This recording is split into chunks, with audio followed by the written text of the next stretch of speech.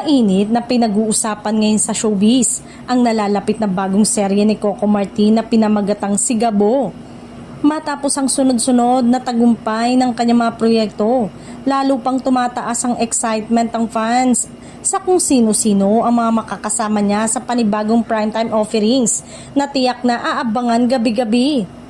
Ayon sa mga usap-usapan, hindi lang basta mga bagong mukhang mapapanood sa Sigabo kundi mga bigating artista na may napatunayan na sa industriya.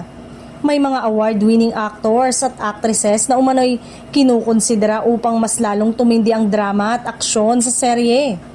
Kilala si Coco sa pagkuha ng mahuhusay na batikang performers, kaya asahan na magiging dekalibre ang cast ng lineup nito.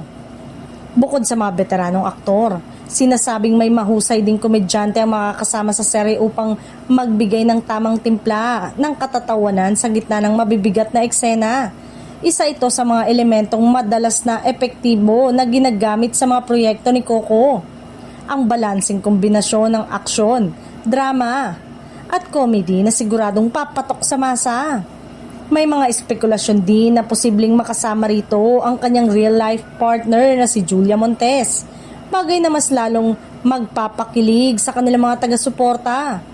Kung eto man ay matuloy, tiyak na mas magiging espesyal ang Sigabo para sa mga solid supporters ng tambalan.